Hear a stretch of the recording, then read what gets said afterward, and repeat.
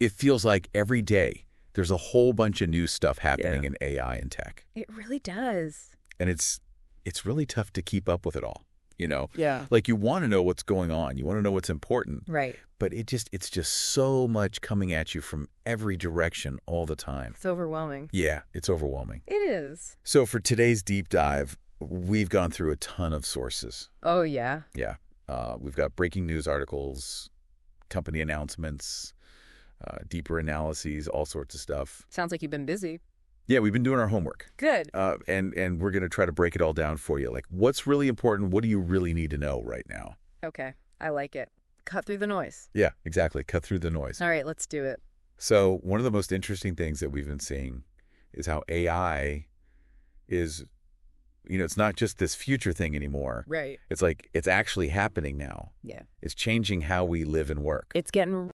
Yeah, it's getting real for sure. And a good example of that is this update that OpenAI just rolled out for ChatGPT. Okay. It's for their advanced voice mode. Mm-hmm. And now it does something that, seems really basic. Oh, what's that? But it's actually a pretty big deal. Okay, I'm intrigued. It pauses. It pauses. Yeah, Okay. like when you're talking to it, it'll actually pause and wait for you to finish speaking. Okay, so it's like it's actually listening. Yeah, like a real conversation. That makes sense. Yeah, so it seems simple, but, why is this actually such a big deal? Well, I mean, it seems like a small change, but I'm guessing there's more to it. Yeah, I mean, think about it from OpenAI's perspective, right? Yeah. They've got all these competitors Yeah. nipping at their heels, companies like Sesame. Oh, yeah. You've even got the big players like Amazon. Right. All trying to, kind of get a piece of this AI voice assistant market. Yeah, dominate the market. Yeah, exactly. And to really stand out, to really win in that space. Mm-hmm. It can't just be about, basic functionality. Right. It has to be about creating a truly natural and engaging experience. But like you're having a real conversation with someone. Exactly. And that's where this pause comes in. Oh, yeah. It's subtle, Yeah. but it makes a huge difference. Because it's less robotic. Exactly. More natural, more human. It just feels smoother. Yeah. It feels more like you're actually talking to someone instead of, A machine. a machine. Yeah. Yeah. Right. So it's a small change with big implications, I think. I agree. So let's move on to a completely different area where AI is making waves. And this one has some pretty high stakes. Oh, really? Which area is that? Cybersecurity. Oh, wow. Yeah, that's a good one. Yeah, it is. And Microsoft is doing some really interesting things here. They've introduced these autonomous AI agents. Autonomous AI agents, what do they do? Yeah, so this is really fascinating. Okay. And it kind of ties into the current state of cybersecurity, which is honestly kind of a mess. In what way? Well, there's a massive shortage of cybersecurity professionals. Really? Yeah. Like, did you know that in the U.S., only 83% of cybersecurity roles are actually filled? That's a lot of open jobs. Yeah, it's a lot of open jobs. Oh. And then on top of that, you've got organizations getting bombarded with security alerts every single day. Thousands, I bet. Oh, yeah. Thousands, sometimes even more. Yeah, that sounds overwhelming. It's completely overwhelming for human teams to handle. So AI is like the only way to manage all that. That's what it's looking like. Yeah. Yeah, so these AI agents that Microsoft has developed, they're not just, like little helpers. Right. They're designed to actually operate independently on specific tasks. Oh, wow. Independently, so they can like make decisions on their own. To a certain extent, yeah. Like what kind of tasks are we talking about? So, for example, they could detect really sophisticated phishing attempts. Oh, that's useful. Yeah, and they could even draft like the initial stages of regulatory notices. After a breach or something. Yeah, exactly, Funny. like after a security incident. Wow, so they're doing a lot of the heavy lifting. Yeah, they're taking care of a lot of the stuff that would normally take humans hours and hours to do. That's incredible. Yeah, it's really impressive. But what's also really important here Yeah. is that security teams still have a lot of control over these agents. Okay, good. So they're not just like running wild. No. They can define the level of autonomy for each agent. Oh, that makes sense. So they can decide how much freedom to give them. Yeah, exactly. So it's like you can decide, okay, this agent can handle this task completely on its own, but for this other task, I need it to check in with me before it takes any action. I see. So you can kind of fine tune it. Yeah, exactly. You can fine tune it. And there's also this really cool feature called a thinking map. A thinking map. What is that? So it's basically a record of the AI's decision-making process. Oh, so you can see how it's getting to its conclusion. Exactly. It's all transparent. Yeah. So you can audit it. You can see what information it's using. You can understand its logic. That's really important for trust and accountability. Absolutely.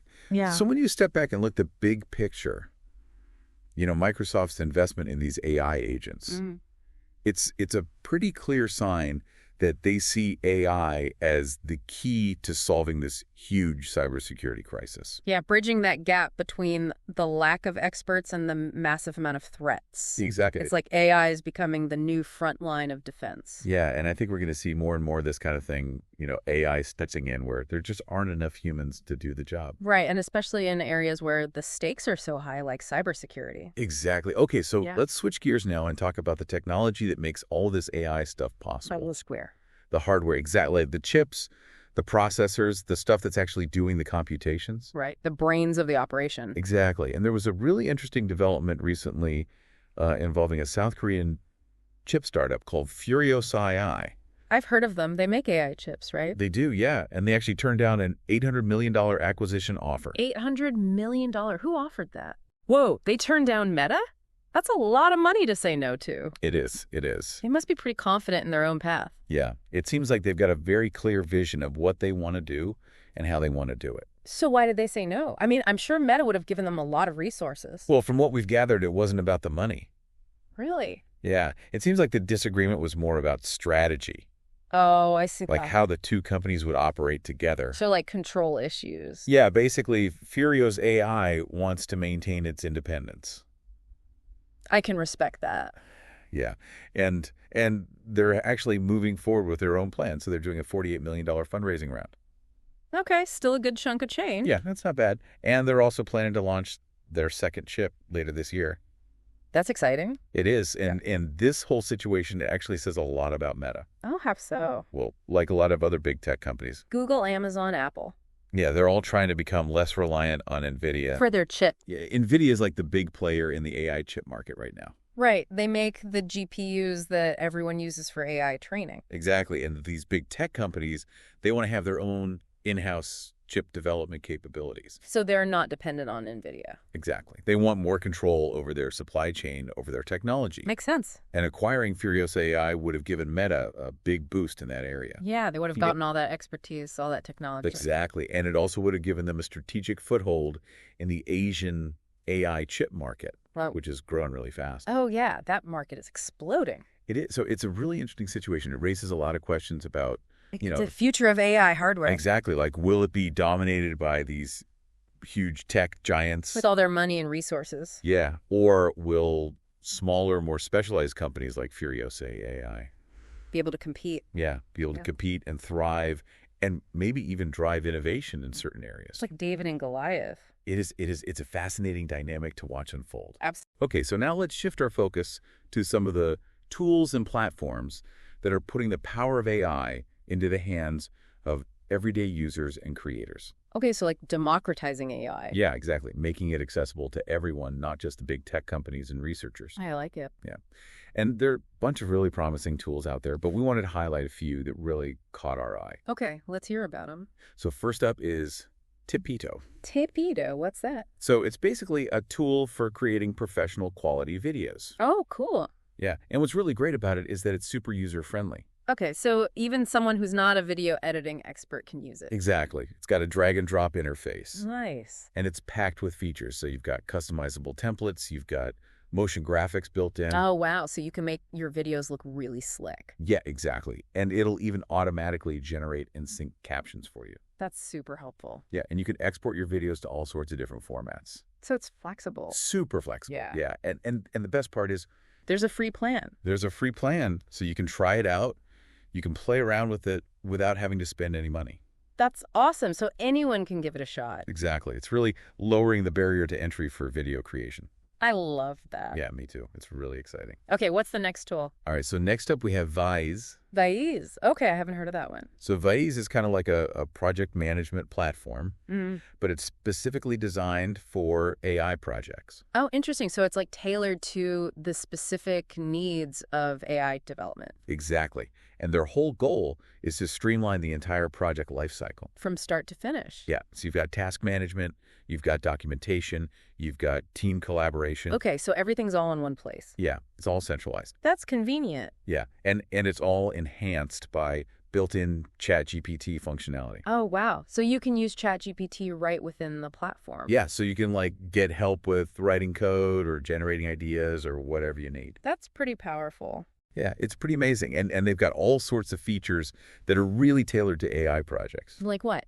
So you've got real-time collaboration, so you can work on stuff together with your team. Mm-hmm. You've got customizable workflows. Oh, so you can kind of set it up to match your team's process. Exactly. And you've got integration with all sorts of developer tools. So it's like a one-stop shop for AI development. Pretty much, yeah. And again, they've got a free plan. Always a plus. Always a plus. So you can try it out, see if it's a good fit for you. I'll have to check it out. Yeah, definitely. And then the last tool we wanted to mention is Currents AI. Currents AI. What's that one all about? So this one's a little different. Okay. It's a search engine. Another search engine. Yeah, but it's not like Google or Bing. How so? It's specifically focused on social media conversations. Oh, interesting. So it's searching social media, not the whole web. Exactly. Yeah, so it's looking at platforms like Reddit Okay. and X. So like what people are actually talking about. Yeah, the real conversations that are happening online. That's valuable data. It is. And Currents AI can do all sorts of cool stuff with it, so they can do competitive analysis. So like see what people are saying about your competitors. Exactly. Yeah, and they can uncover niche trends. Oh, so like things that are just starting to bubble up. Yeah, and they can surface authentic community discussions. So you can get a real sense of what people are thinking and feeling. Yeah, it's really powerful stuff. And again, they have a free plan. Sensing a theme here. Yeah, free plans are good. Free plans are good. So we encourage you to check out all three of these tools. Tapito Vaiz and Currents AI. Yeah, they're all really innovative, and they're all making AI more accessible to everyone. It's exciting to see. It is. Okay, so now let's do a quick rundown of some other important developments and announcements in the AI world. Okay. Rapid fire round. Rapid fire round, yeah. Oh. There's a lot to cover, so buckle up. All right, hit me. Okay, so OpenAI, they released GPT-4o. Oh, yeah, I heard about this one. It can generate images now.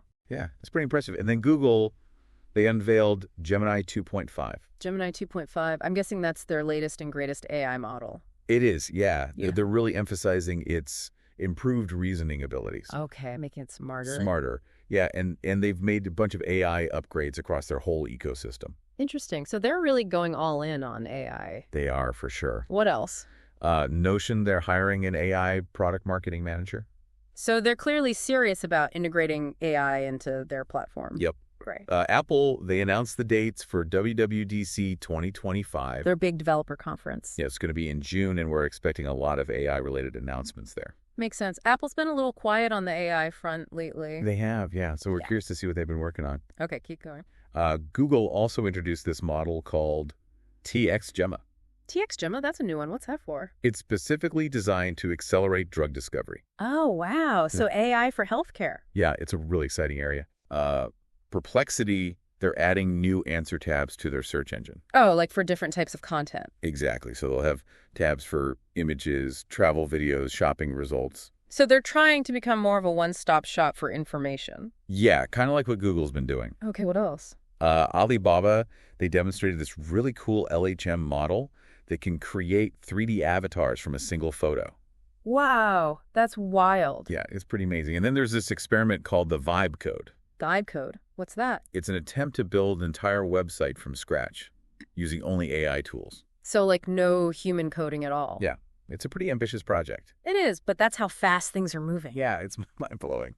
Okay, so out of all of those, which ones are you most excited about? That's a tough one. Yeah, I know, right? There's so much cool stuff happening. There is. I think I'm really intrigued by Google's Gemini 2.5. Oh, yeah, me too. That one seems like a major step forward. Yeah, it sounds like they've made some serious progress in terms of its core intelligence. Like how so? Well, it's reportedly topping the leaderboards on a bunch of benchmarks. Like which ones? Aider Polyglot, for example. Oh, yeah, that one's all about code editing.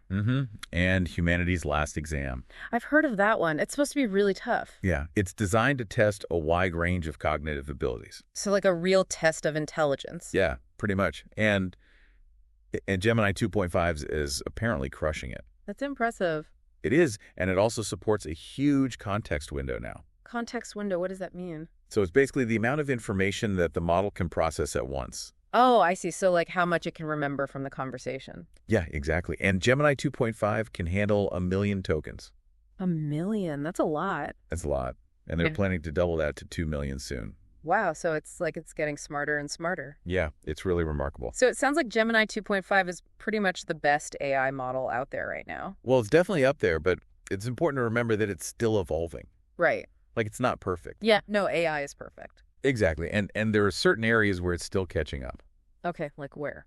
So, for example, on the SWE bench, verified benchmark, What's that one? it's specifically for AI assistants in software development. Okay. And on that one, Gemini 2.5 is performing differently compared to some other models. Like which ones? Claude 3.7 Sonnet, for example. Oh, yeah, I've heard of that one. It's supposed to be really good at code generation. Yeah, so it's just a reminder that there's no one-size-fits-all AI model.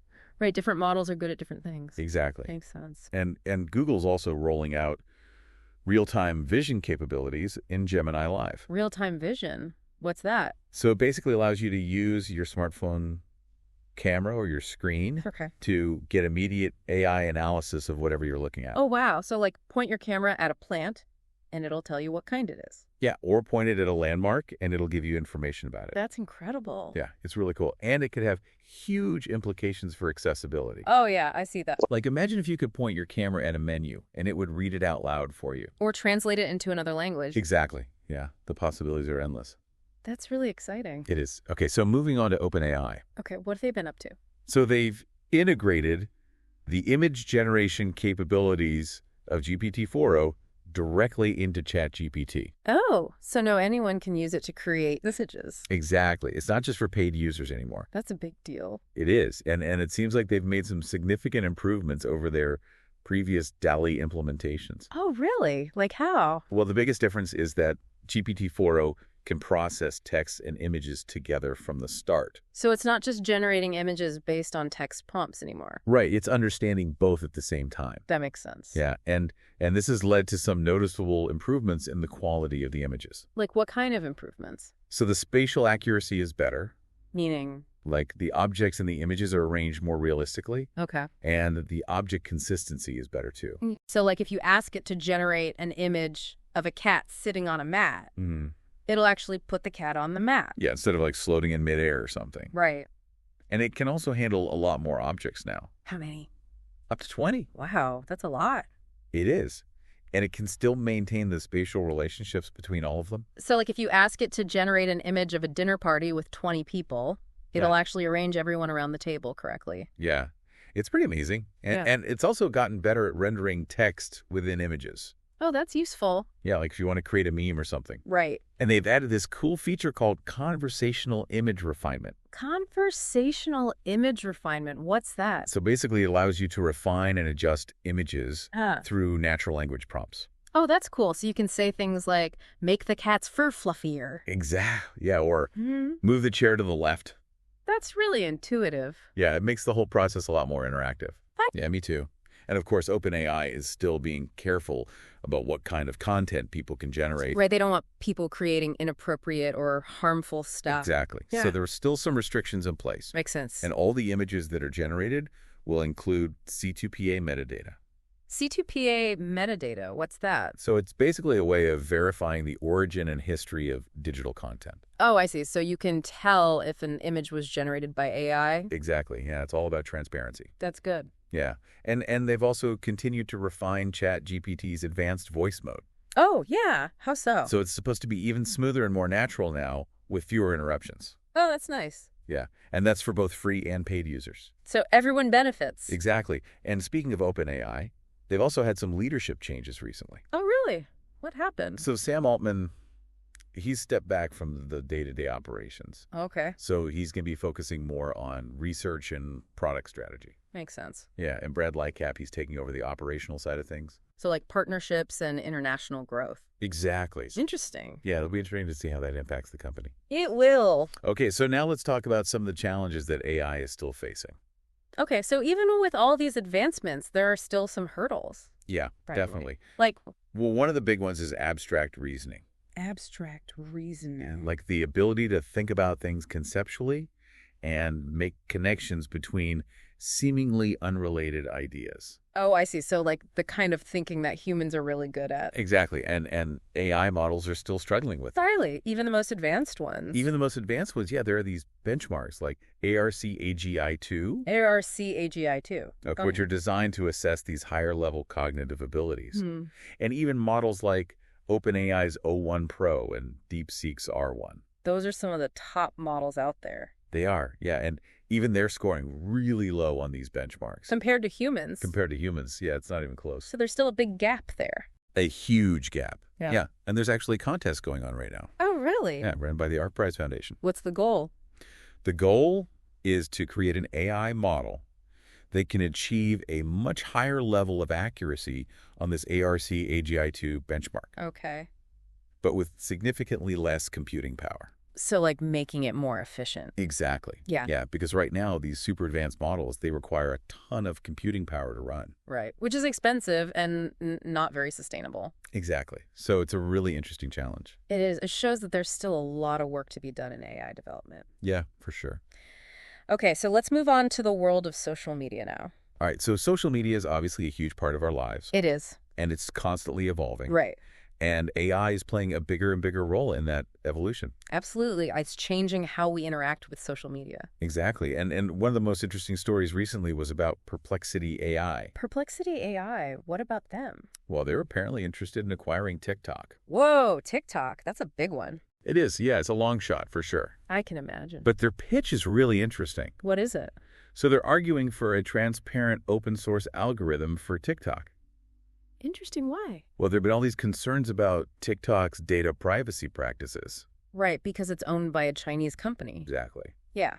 Yeah. So Perplexity is saying that they would make the algorithm open and transparent. So everyone could see how it works. Yeah. And that would address the national security concerns. It's a clever angle. It is, but it's not clear if it'll actually work. Right. I mean, there are a lot of other factors at play here. Yeah, there are a lot of political and economic considerations. Absolutely. But behind the scenes, it seems like there were some other negotiations going on. Oh, really? Yeah, involving TikTok's current investors. Okay. And they might be working on a deal to restructure the ownership of TikTok. So it could stay in the U.S.? Yeah, that's the goal. Interesting. Yeah, it's a really complex situation. It is. But it highlights the growing importance of AI and social media. And it's not just Perplexity that's making moves in this space. Right. You've also got Elon Musk's X. Formerly Twitter. Yeah, formerly Twitter. Right. And they're really leaning into the AI angle. Oh, yeah. How so? Or they're using AI to train their XAI models. Mm-hmm. And they're rolling out all sorts of AI-powered features. Like what? So, for example, you can now edit photos within the app using voice commands. Whoa, that's cool. Yeah, it's pretty slick. So, like, make my teeth whiter. Yeah, exactly. And they're also really pushing the whole free speech thing. Which has been controversial. It has, yeah, but it's definitely attracting a certain segment of users. Makes sense. And it seems like it's working for them because their valuation has actually recovered. Oh, really? So they're doing well. Yeah, they're doing well. And they're also exploring some other interesting areas like payments and crypto. Oh, wow. So they're trying to become more than just a social media platform. Yeah, it seems like they want to be like a one-stop shop for all sorts of digital services. That's ambitious. It is. Okay. What else is happening in the social media world? Well, Sam Altman's World Network. Yeah. They're also getting into social media with World Chat. World Chat. Okay. Yeah, it's an encrypted messaging and social media platform. So like a combination of WhatsApp and Facebook. Yeah, kind of. And they're also talking to Visa about launching a stablecoin wallet. Oh, wow. So they're getting into the crypto game, too. It seems like everyone is. Yeah, it's the hot new thing. And then you've got Meta. Right. They're still very interested in AI and crypto. Even after the Furious AI thing. Yeah, they're still pushing forward with their metaverse ambitions. Which is another huge AI play. Yeah. And then you've even got figures like Trump getting involved. Oh, really? How so? So his World Liberty Financial is launching a stablecoin. A stablecoin. Yeah. And he's endorsed the Trump P coin on Truth Social. Wow. So crypto's going mainstream. It is. It is. It's why. It is. Okay. And then just a couple more things before we wrap up. So the Supreme Court, they recently rejected Steve Wynn's bid to overturn the 1964 defamation precedent.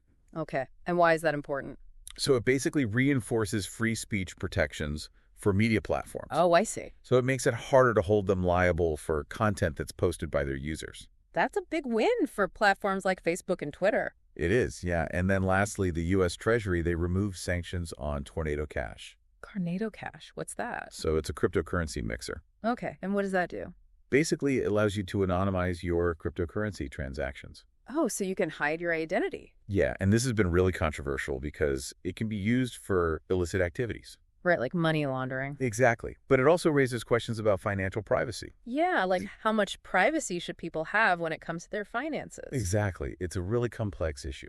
It is. So as you can see, there's a lot going on in the world of AI and tech, A lot. and it's all interconnected. Yeah, it's all part of this big web of technological advancement. Exactly. And it can be overwhelming to try to keep up with it all. It really can. But we hope.